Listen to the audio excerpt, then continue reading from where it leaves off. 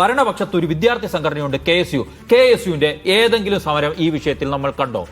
May 31-നാണ് ഇദ്ദേഹത്തിന്റെ കാലാവധി വിരമിക്കുന്നത്. അത് ജൂൺ 1-ന് തന്നെ പുതിയ VC-യെ ഡയറക്റ്റ് ആയിട്ട് നിയമിക്കുകയായിരുന്നു. അങ്ങനെയുള്ള സമയത്ത് എതിർപ്പിന് ഉയർത്താമായിരുന്നല്ലോ. ഞങ്ങൾ പുതിയ സർക്കാർ അധികാരത്തിൽ വന്നുള്ളൂ, ഞങ്ങളോട് ആശയവിനിമയം ഈ വിഷയത്തിൽ ലോക് ഭവന്റെ ഭാഗത്തുനിന്ന് ഉണ്ടായിട്ടില്ല, അതിനാൽ ഇത് ഞങ്ങൾക്ക് അംഗീകരിക്കാൻ കഴിയില്ല എന്ന വിമർശനം ഉന്നയിക്കുന്നതിന് പകരം ഇതെല്ലാം നടന്നത് കഴിഞ്ഞ സർക്കാരിന്റെ കാലത്താണ് എന്ന് പറയുകയാണ് ചെയ്തത്. ഇവിടെ ഒരു പ്രശ്നമുണ്ട്. എന്താണ് യൂണിവേഴ്സിറ്റി കേന്ദ്രീകരിച്ച് നടക്കാൻ പോകുന്നത്, എന്താണ് സംഘപരിവാർ അജണ്ട എന്ന് എല്ലാവർക്കും അറിയാം. ഇപ്പോൾ സബ്ജക്ട് എക്സ്പേർട്ടുകളുടെയൊക്കെ ഇടയിലേക്ക് കടന്നു കയറുന്നതിന്റെ ലക്ഷ്യവും അറിയാം.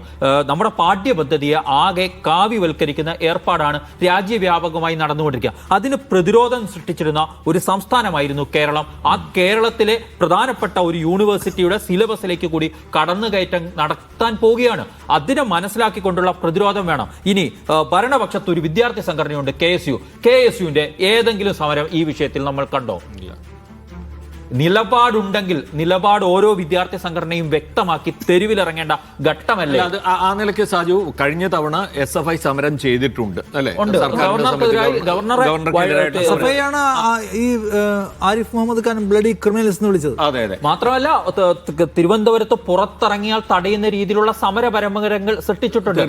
നമ്മൾ ആലോചിക്കണം, മുമ്പ് സുപ്രീം കോടതിയിൽ VC നിയമനവുമായി ബന്ധപ്പെട്ട കേസ് വന്നു. ആ കേസ് വന്നപ്പോൾ അവസാനം ഡിജിറ്റൽ KTU സർവകലാശാലകളിലെ നിയമനം നടത്താൻ മുഖ്യമന്ത്രിയുടെ പാനൽ വാങ്ങി ആ പാനലിന് മുൻഗണന കൊടുത്തുകൊണ്ട് നിയമനം നടത്താൻ ഗവർണർക്ക് നിർദ്ദേശം കൊടുക്കുകയാണ് ചെയ്തത്. പക്ഷെ ആ സർക്കാരിന്റെ കാലത്ത് എന്ത് ചെയ്തു എന്ന് പറഞ്ഞാൽ ഡിജിറ്റലും KTUവും തമ്മിൽ ഒരു ധാരണയുണ്ടാക്കി.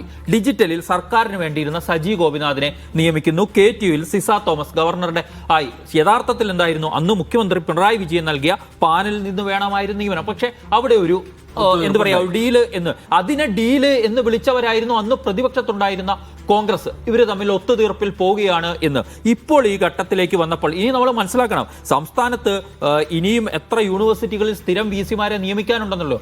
ഇവിടെ പഴയ സെർച്ച് കമ്മിറ്റി അല്ല 3 ഇടത്തുണ്ട്, ബാക്കി 9 ഇടത്തോളം ഇനി സ്ഥിരം VC-മാർ വരാനുണ്ട്.